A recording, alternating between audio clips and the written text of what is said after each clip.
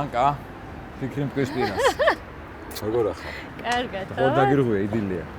არა, მე ჩავფიქრდი. კარგი დასაფიქრებელი ადგილი და ხედი კი არის. ყვარი, სიონი, საშემოდგომო ამინდი. იყო შემოდგომა. შემოდგომის სფეროებში კი გამოწყობილ. შემოდგომას ვარ დაბადებულიც და მაგიტომ ვარ. ისე ნეტას მაინტერესებს არის თუ არა მართალი რომ რა პერიოდში დაბადებული ხარ შეიძლება ის პერიოდი გიყვარდეს. მე ამიტომ ვიყარ ზაფხული ნეტა. ხო და მე შემოდგომა და ჩვენ ვამართლებთ მაგ. ყვითელი ფოთლების პერიოდის მოსულამ კვარცა მოუღია. თბილისში ყველაზე მეტად რა ადგილი გიყვარს? ეხლა არ ამით რა ქაურობაო რადგან აქ ვარ, მაგრამ ნუ დაალამაზია, მაგრამ მაინც. იცი რა, არა, აქაურობ ყველაზე მეტად ალბათ ვერა მიყვარს. ვერა, ძველი სტილი. სწავლობდი, სკოლა იქ ქონდა და რაღაც პატარა ქუჩები ბავშვობასთან ასოცირდება. ობიექტურადაც ალბათ ერთ-ერთი ყველაზე კარგი ადგილია, აი თბილისის ნამდვილი თბილისის შესაგრძნობად. ბევრი კუთხით, ნუ ვერა, მაინც ძალიან მაგარი ადგილია. მეც გეთანხმები მაგაში. მაგრამ უნდა ვთქვათ, რომ რა ჩვენ წინ ახლა არის კადრში, ესეც არის ალბათ თბილისის სიმბოლო, სიონი და ეს ტერიტორია და ეს ადგილი და რო დაფიქრდი ადამიანი, აი მარტო რა ჩვენს თვალსაჩინოში ახლა რამდენი რამე უნახავს და გადაუტანია. მაგაზე ფიქრი ალბათ ძალიან შორს წავიყვანს. და რა სასიხარულოა რომ მიუხედავად ამისა, მაინც თბილისი ქვია და მაინც ჩვენი. ნამდვილად და ალბათ გაგვიმართლა რომ აქ დავიდე. დანარჩენი სასწაურო მოდი დავძამდი და ესე ვისაუბროთ. მოდი აქ. აი ეს ამ სივრცეშიც იმას გენძლებ, ამ ყოფი იქნებოდი თუ არა არ ვიცი, მაგრამ ძალიან მომწონს ეს, ხო რა, ერთი იყო შენი ფეხი. და გადავწყვეტე ჩაწერა შენ. მოკლედ. ჩვენი პროფესიის ხალხისთვის გულისხმობ ხელოვნებაში დასაქმებული ადამიანებისთვის, ვინც სხვადასხვა მიმართულების, მაგრამ კავშირშია სცენასთან. უფრო გასაგებია ის, რაც ახლა უნდა ვთქვა. მაგრამ მაყურებლისთვის ცოტა უცნაური ხოლმე არ ჩანენ ის ხალხი, ვინც სცენის მიღმა და ყოველთვის ჩანენ ვინც სცენაზეა. ხო ლოგიკურია. შენ ხარ ერთ-ერთი ეს ადამიანი, რომელიც წლებია, ანუ ასე ვთქვათ, კულისებში ხარ, მაგრამ ძალიან მნიშვნელოვან საქმეს აკეთებ, მათ შორის ახლაც, აი სულ ახლა რა დავიწყოთ, ახლა რა საკეთებ, ალბათ ბოლო წლების ერთ-ერთი ყველაზე საყვარელი ბავშვებს ვარ უწოდებ, მოზარდების და ბიჭების. 4 კვარტეტი 4 ესე ქვია, ხო? მაგრამ რანინელებად იცნობენ ამ ფრინვალებიჩეს, მათი პროდიუსერი ხარ? დიახ. ხო და იცი რა გითხარი? მოდი გითხარი საერთოდ ამ საქმეს შეოდის დაუკავშირდი, ოჯახს უკავშირდება ეს ყველაფერი. როგორ მიხვედი ამ ბიჭებამდე და ამ ბიჭების კავშირიდან ძალიან ბევრი ნიჭიერი ახალგაზრდა ბავშვების და მოზარდების კავშირი შენთან. ნახე რამხელა კითხვა დავსვი და გისმენ. თავიდან დავიწყე. იგი დაიწყე. როგორც ახსენე, ზოგადად კულტურა და მუსიკა ძალიან ღრმა ბავშვობიდან არის ჩემი ცხოვრების თანამგზავრი, ასე ვთქვათ. ჩემი ოჯახის წევრები, ჩემი დეიდაშვილი, ძალიან ისინიც ძალიან ღრმა ბავშვობიდან იყვნენ დაკავშირებული და დედაჩემი მზიურელი იყო, შესაბამისად სულ უნდოდა რომ რაღაცნაირად ისეთი სივრცე შეექმნა, სადაც რაც თვითონ მისცა მზიურმა, კარგად მინდა რომ აუხსნა. უნდოდა რომ რაღაც ის შთაბეჭდილებები, ის ბავშვური ემოციები გადმოეტანა ისეთ სივრცეში და დღევანდელი ახალგაზრდობისთვის, ასე ვთქვათ, გადაეცა ოდნავ მაინც ესე იძახის თვითონ. არ ვიცი რამდენად გამოგვივიდა, მაგრამ ესე მოხდა და უკვე ვოკალის აკადემია მე-12 სასწავლო წელს იწყებს და დაიწყო ცოტა ხნის წინ. ახლა გეტყვი უცებ, რამდენად გამოგვივიდაო და აი უცებ ვინც მოგდის. ძალიან ბევრია, ვით გახსენდება ჩამოთვალე ეს ბავშვები და მოზარდები და მაყურებელი გადაწყვეტს გამოვიდა თუ არა. აი ვით უცებ სახელი და გვერდი ყველა მიცის. მინდა რომ ეხლა პირველი ვინც გამახსენდა არის ნიკო ქაჯაია, იმიტომ რომ ნიკო ჩვენთან დადიოდა თუ არ ვცდები 5 წლიდან, შეიძლება ცოტა ვცდები და 6-დან. თუმცა აი ძალიან პატარაობიდან და ყოველთვის ვიცოდი რომ ეს ბიჭი თავის სათქმელს იტყოდა მუსიკალურ სფეროში.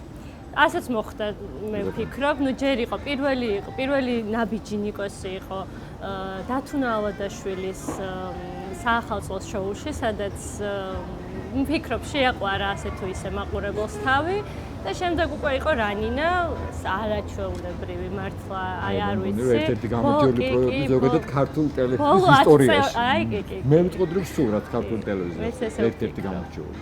აი სახალხო ყველას რო უყურებს და ყველა რო ელოდება. ნამდვილად და მე ძალიან მიხარია რომ რანინაში ჩვენი ბავშვებიც ძალიან ხშირად ხდებიან. და ჭარბობთან. ნუ ფიქრობ რომ კი საბედნიეროდ.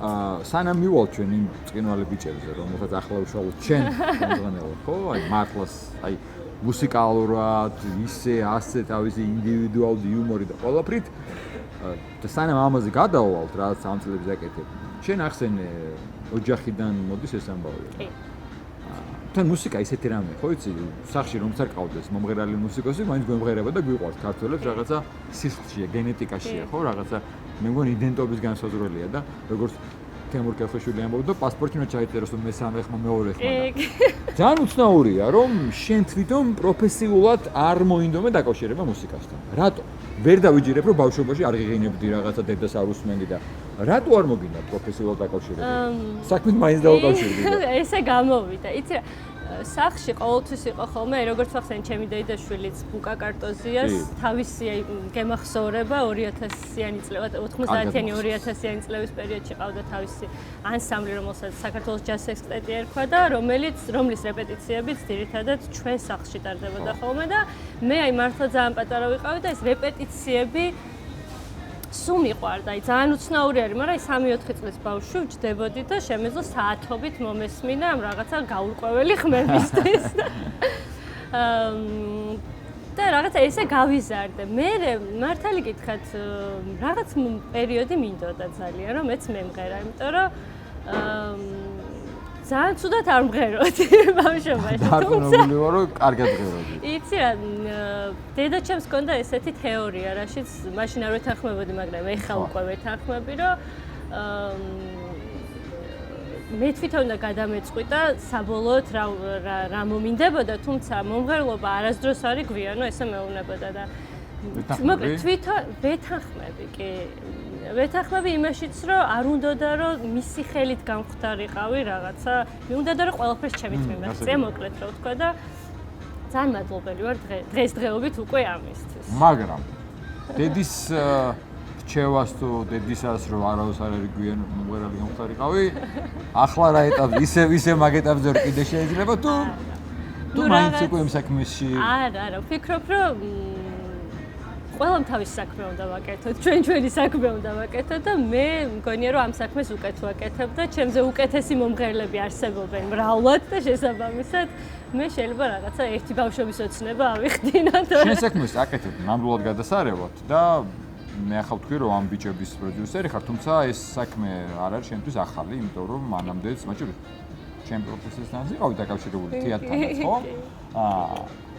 მაგრამ როცა მოზარდებთან და ბავშვებთან გიწევს ურთიერთობა, ეს რა პასუხისმგებლობაა და რა არის აქ აი ეს სასიამოვნო, იმიტომ რომ ეს შენ არავის არ დაუძალებია, მოგწონს და ამიტომ აკეთებ და სად ნახულობ, იმიტომ რომ პროფესიით ფინანსისტი ხარ და სად ნახულობ ამ ერთგვარ სასიამოვნო ნაწილსაც, რომ ამ საქმეს აკეთებ. და რას გულისხმობს ეს? სხვათა შორის მოზარდებთან ურთიერთობა მე არ დამიწყე ვოკალის აკადემიიდან. მე უფრო ადრე დავიწყე Quintessence იყო ესეთი ჯგუფი, რომელიც ძალიან წარმატებული იყო და ძალიან ბევრი მიღწევა ჰქონდა და მათი მენეჯერიც ვიყავი და მე სულ ყოველთვის ვამბობ ხოლმე, რომ მათთან ერთად ვისწავლა ეს საქმიანობა. ისინი იყვნენ მომღერლები, მე ვიყავი მენეჯერი და ერთად ვსწავლობდით ამ საქმეს და ძალიან სასიამოვნოა, ასევე როგორც თქვი, ძალიან დიდი პასუხისმგებლობა არის, აი უდიდესი, იმიტომ რომ ასე თუ ისე მაინც ამ ბავშვების ის ხდები რა, მისაბაძი ადამიანი და ყოველთვის მე ყოველ შემთხვევაში ძალიან ვცდილობ ხოლმე, რომ რამე არ შემეშალოს. მეგობრობ? ძალიან. ხო, ნახე ერთად ვიყავით მალტაზე და ძალიან მეგობრობთ, ეგ ნახე. კი, აი რაღაცა უფროსი უმცროსის ურთიერთობა არ გვაქვს რა, უფრო მეგობრული. თუმცა ხანდახან კაცრიც. ნუ დისციპლინა აუცილებელია ცხადია. როგორები არიან? ეს ბავშვები, არ მე და ბავშვები, ბიჭები არიან უკვე, ხო? ბაი ვაჩე, ოთო, ბატონი ნიკოლოზი და გეგა და ყველა სათითაოდ ინდივიდუალურად შეგვიყვარდა. მე ხა ამოთხილავ პარკ, იმიტომ რომ ამ ამოთხის ასე ვთქვათ უფროსი ხარ ახლა თორე ბევრი მათი თავების, მაგრამ სათითაოდ ყველა განსხვავებულია, ნიჭიერია, ინდივიდუალურია, ყველას თავის მიმართულება. როგორები არიან? გარდა იმისა, რაც ჩვენ ვიცით ტელევიზიიდან, რაც ჩვენ ვიცით მათი ნამღერი და მათი რაღაც საუბრი და დაბრძენებული რაღაცა გონიერები. როგორები არიან? და რა არის მათი განსაკუთრებული ხიბლი შენი აზრით? ინდივიდუალურად. ხო. ინდივიდუალიზმი არის მათი მთავარი ხიბლი, ჩემი აზრით. იმას აღარ ვიტყვი, რომ ნიჭიერები არიან, ნიჭიერები არ ვიცი, ეგ სიტყვა კიდე რაღაცა გაასმაგებული არის ალბათ. არა მარტო მუსიკალურად და სიმღერაში, ყველაფერში ნიჭიერები არიან. აი მართლა რომ მეკითხებიან ხოლმე ძალიან მიჭირს ამაზე პასუხის გაცემა მართლა. იმიტომ რომ პირველ რიგში ძალიან კარგი მუსიკოსები არიან, ჩამოყალიბებული უკვე. მეორე რიგში ძალიან კარგი ბავშვები არიან და ადამიანები არიან. პიროვნებები არიან უკვე ჩემი აზრით. პიროვნებები არიან ნამდვილად, არ ეშლებათ ურთიერთობები. სრდილობა. აი ჩემ თავზე გამოსწრილი გამარჯვებას ვერ დაასწრებთ რაღაცა მიუხედავად იმისა რომ უშუალოებერენ მოგზაურობას არ კარგავენ არადო რაღაც თავაზიანობას აი და რაც ძალიან მნიშვნელოვანია სხვათა შორის და ბეწვის ხიდზე გაიარეს და ვფიქრობ რომ ეს მათი მშობლების დიდი დამსახურება არის რომ ჟარგონულად რო ვთქვათ თავში არ აუვარდოთ. არა ეს მომწონს აი ახლა შენ ამას რო ლაპარაკობდი უცებ გამახსენდა რომ გამოჩნდნენ აი მაშინ ვაჩი ნიკო ყველა რაღაც როგორი გქონდა გავიდა წლები ოპერატორ ბიჭები და იგივენერი და შენ ურთიერთობები ეს ძალიან კარგია. უნდა კითხო სარეპერტუარო ნაწილზე. შენ ახსენე და ჩვენ ვწდებით და შენ უკეთესი ცხადია მათი მუსიკალური ნიჭიერება. მაგრამ აი როგორ ხდება დაუშვათ შენ ერევი მუსიკალურ ნაწილში, როგორ ირჩევა, იმიტომ რომ ეხლა კვარტეტია, აქ არ არის სოლო მომღერლობაზე საუბარი, ხო? აი რა ხდება ამ კუთხით? ხო, ეს ისეთი საკითხი არის, არც ისე მარტივი, იმიტომ რომ ისეთი საკითხი აქვს. შემოქმედებით. არა, ეს ძალიან კაია. ძალიან კარგია, ძალიან მნიშვნელოვანია ასევე. ძალიან მომწონს ის, რომ თავისი იდეები აქვს და ეს არ არის, რომ ვთქვათ, პედაგოგები, რომლებსაც აუცილებლად მადლობა უნდა გადაუხადო მანანა მორჩილაძეს და ქეთი ჯავახიშვილს. არ არის, რომ აი მასწავლებელმა მითხრა და მე ვისწავლე. ძალიან ხშირად თავისი ინიციატივები აქვს. რაღაც სიმღერაზე ჩვენ რო ესე ვეუბნებით, რომ აი ესე ჯობია იმღერო, თვითონ სხვა ვერსიები აქვს ხოლმე და ეს ძალიან მომწონს. ძალიან მნიშვნელოვანია. ძალიან კარგია. ვოკალის აკადემიასთან ხარ ის ურთიერთობაში თუ სულად გადმოერთი ბიჭებს. კი, ვოკალის აკადემია ჩვენი დაარსებული არის. კი, ჩვენი რა საკეთენ ყავს ბავშვები? 6 წლიდან ყავს ბავშვები და მართლა ყოველ წელს ვფიქრობ, რომ უფრო და უფრო ნიჭიერი თაობა მოდის. აი არ ვიცი. ყოველ წელს ვფიქრობთ ხოლმე, რომ აი ხა რა უნდა იყოს. ისევე აი რანინაში რო არის, ხო იცი რომ ერთი თაობა რომ მოდის და მეორე თაობა, ანუ აი მეტი რაღაცა უნდა ქნა და ყოველ წელს რო ახერხებენ. ეხლა როგორი ბავშვები არიან. სასწაული ნამდვილად. უბრალოდ მალტაზე ვიყავით იმ დროს ის ისტორია რომ მოვისმენ რაღაც გასაოცარი ნამღერი ყველა სათითაოდ გამოყოფაც კი. აი ერთ რო უსმენ და გონია რომ მეორე გამოვადოროს და ეს ბედნიერება და მე წარმომიდგენია შენ და შენი ოჯახი და პედაგოგები რა სიამოვნებაში ხართ ამ ბავშვებთან ურთიერთობაში და რეპეტიციებში. ცოტა ხანი მუსიკას შევეშვათ. შენ საუბრობდი დედის რჩევებს, მუსიკაზე გახდე, არ გახდე. ზოგადად როგორი ურთიერთობა ქონდა მშობლებთან და ოჯახთან ბავშვობაში და შენს ცხოვრებაში, პროფესიის არჩევაში, ჩამოყალიბებაში თუ ქონდა მათთან რაღაცა კონტაქტი თუ თავისუფალი ადამიანი ყავდა. ეს კითხვა დაგესვი, იმიტომ რომ შემდეგ კითხვა უნდა დავსვა და მაინტერესებს რას მიპასუხებ, რომ გადავიდე მე. ხო, არა, სხვათა შორის არასდროს არ ჩარეულა ჩემი ოჯახი, ჩემი არჩევანის გაკეთებაში, ჩემ მომავალთან დაკავშირებით. მქონდა სრული თავისუფლება და მე თვითონ ავირჩიე ის პროფესია, საბოლოოდ არ გავყევი, თუმცა ჩემი არჩევანი იყო და ნამდვილად არავინ არ ჩარეულა. მშობლებთან ძალიან კაი ურთიერთობა მქონდა. მქონდა და გააქვს. რა თქმა უნდა, მაქვს, არ მქონდა რატო ვთქვი, იცი, აი დღევანდელი თინეიჯერები საკმაოდ რაღაცა ისეთ კონფლიქტებში არიან ხოლმე მშობლებთან და მე არ მქონდა ეს რაღაც პროტესტები და არ ვიცი რაღაც მორიდებული ბავშვი ვიყავი და იმიტომ თუ რატო, მაგრამ კარგი ურთიერთობა მქონდა. მოდი კიდე ერთხელ გავიხედოთ იქით. და ვხედავთ როგორც თავიდან თქვი, ერთ-ერთ სავიზიტო ბარათს და სიმბოლოს ჩვენი ქალაქის და ისტორიას და მემატიანეს სიონს, ხო და ასევე წმენის სიმბოლოს. აი წმენასთან დაკავშირებით თუ ქონია ან პერიოდი შენ ცხოვრებაში რომ რაღაცა წინააღმდეგობა ქონდა, პროტესტი ქონდა ამ პირიქით და ან ოჯახში და მშობლებთან თუ ქონდა, ზოგადად ამ კუთხით რა ხდებოდა შენ ოჯახში და რა ხდება შენში წმენის კუთხით? ხო, სხვათა შორის მამა ჩემი არის ძალიან მოწმე. ყოველ წელს ათონის მთაზე დადის და ხო, ძალიან მამაჩემის გავლენა იყო ის, რომ ბავშვობ გავლენა აი, გაგებით. სწორი მოცარა, ხო. ნათქვამია. ბავშვობაში ძალიან აქტიურად დავდიოდი ეკლესიაში. ახსარებასაც ვამარებდი, ვეზიარებოდი კიდევაც და ასე შემდეგ. მე რაღაც თინეიჯერობის პერიოდში როგორც ხდება ხოლმე, არის ეს ალბათ პირველი არ ვარ, ვიც ამას ყვება. მამა ოსკა რაღაცა უხეში არ მინდა რომ ეს რაღაცა ისე დამაპყრობლად შეიძლება. ხო, დამაპყრობა, ეს არ არის ნამდვილად დამაპყრობა, უბრალოდ იმ პერიოდში შეიძლება და ყოფილიყო რა. მე გადავუახსენე. ან შეიძლება ესე აღიქვი. ხო, რაღაცა ისე სენსიტიურად შემეხო რაღაცნაირად და ცოტა ხანი მე წმენა არასდროს არ დამეკარგავს ნამდვილად, უბრალოდ ცოტა თითქოს ჩამოვშორდი, მაგრამ ნამდვილად მორწმუნე ადამიანი ვარ და ვფიქრობ, რომ ყველაფერი ღმერთის ნება არის. რაც ჩვენ ცხოვრებაში ხდება. ჩვენი ხელით ხდება, თუმცა ხო, მაგრამ ის გარეშე არაფერი ხდება. მაგრამ მერე როცა გაიარა თინეიჯერობის პერიოდმა, იცი რა, არა, შენ კარგი რამ თქვი, რომ შინაგანად ეს არ დაგიკარგავს წმენა და ღმერთის იმედი და ღმერთის არსებობის მამასთან ქონდა ხოლმე გაქვს ამაზე საუბარი? ის ხათაშორის მამას ყავს ძალიან ესეთი მამაო, მამა იოანე, რომელიც არის ბერი, რომელიც ცხოვრობს მთაში მარტო ეულად და მასთან კავშირი მოკლედ ძალიან მომშვიდებს ხოლმე და ოჯახს აქვს საერთოდ კავშირი ამ ამასთან და კი და მეც ან გაქვს მეგობრული ურთიერთობა მაქვს შეიძლება არ ვიცი ეს ხო ესე არის და ძალიან მჯერა ამ ადამიანის. ნუ ძალიან კარგია, ძალიან კარგია. ზოგადად რას ფიქრობ შენ წმენა რამდენად ეხმარება ადამიანს ცხოვრებაში, პროფესიაში, სირთულეების გადალახვაში, იმიტომ რომ აი დალხეილი ცხოვრება ალბათ არასდროს არ არსებობდა. ახლა მით უმეტეს ალბათ ყველაზე რთულია, ხო და ძალიან ბევრი პრობლემაა, რასთან გამკლავებაც ადამიანს მარტო უჭირს. კი. ვისი ვიღაცის რაღაცის წმენა, მაგრამ შენ რა წმენაზე საუბრობ, ხო და შენ თვითონ რას თქვი, შენი შინაგანი. რამდენად გეხმარება და თუ გქონია ცხოვრებაში რაღაცა, შეიძლება რთული პერიოდები, რა დროს აი წმენა და ღმერთის იმედმა დაგაძლევინა და გაგაძლიერა. კი. მქონია ნამდვილად და მიფიქრია კიდევაც, აი ღმერთო ეხმა და მეხმარე და რაღაცა აღთქმასავით დამიტია, რომ ამას არასდროს აღარ გავიბეორებ. აი რაღაცა ისეთი მქონია ხოლმე, რომ არა.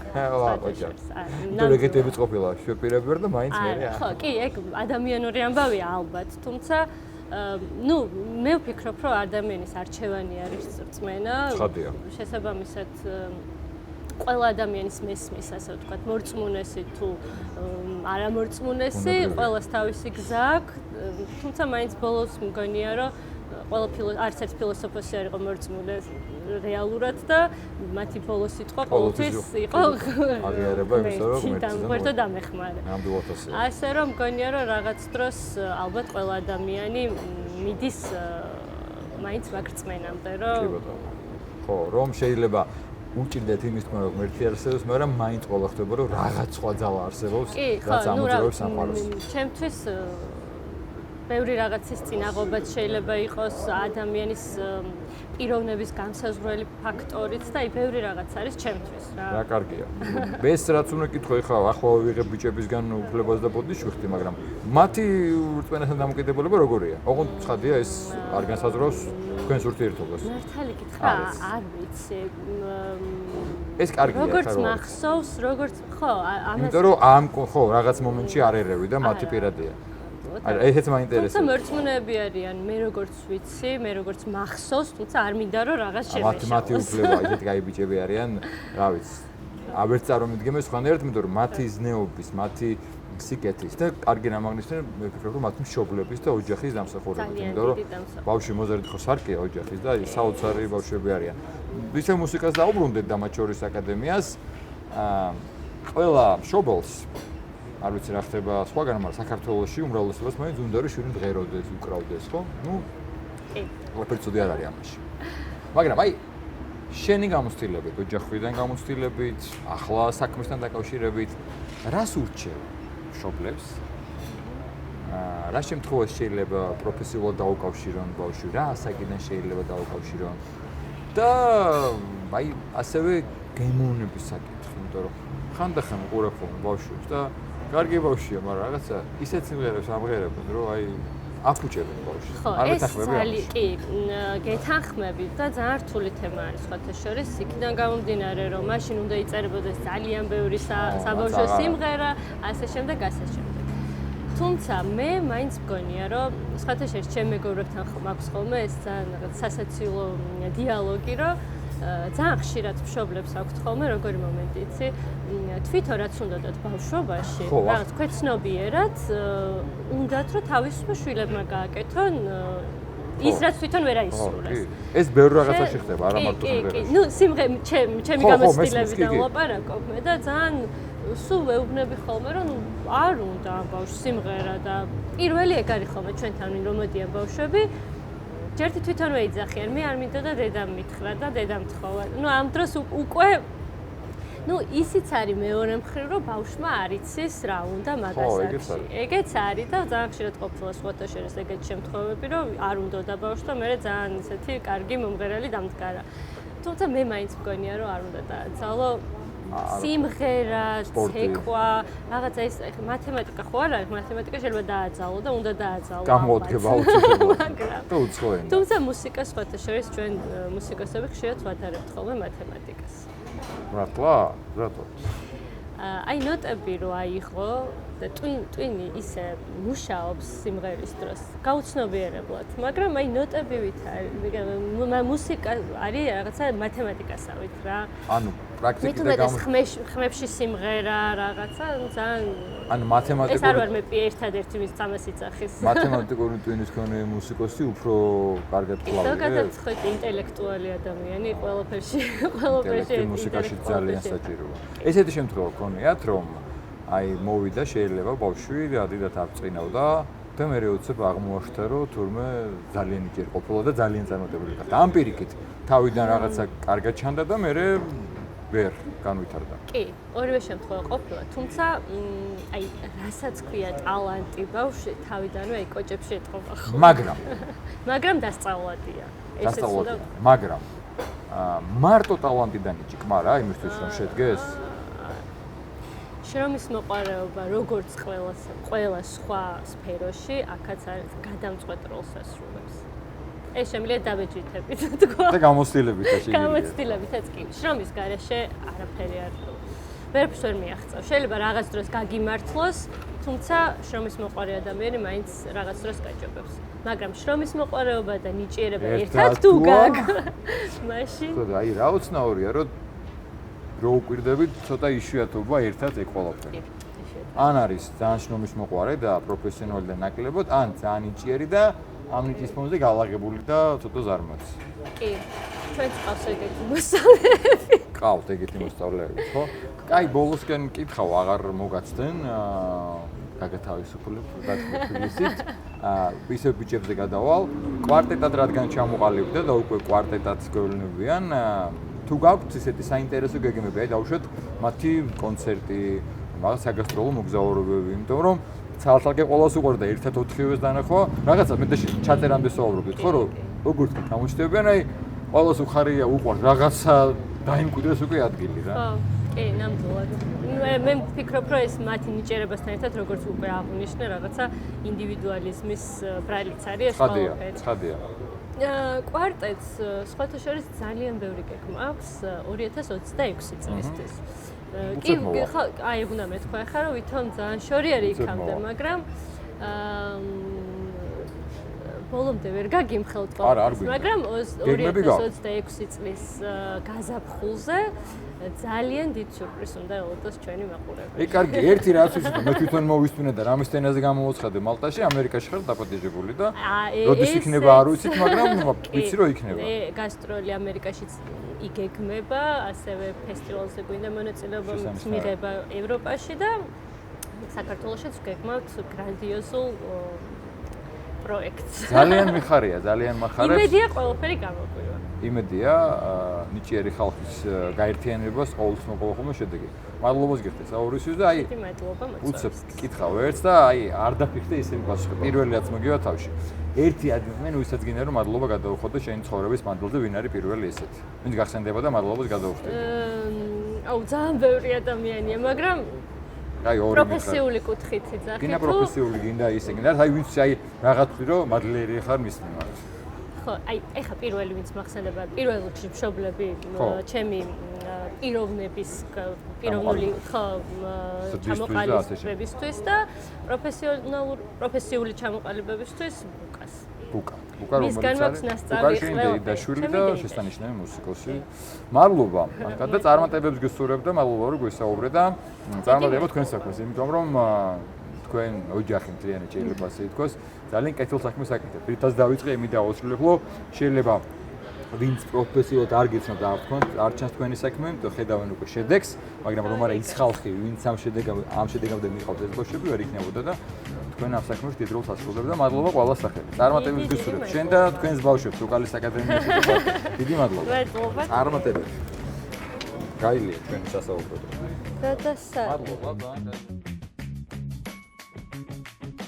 ბევრჯერ მიგძნია და ზუსტად მაგიტომ არის რომ ესე ძალიან წამს და მჯერა და ვენდობი ყველა ეტაპზე.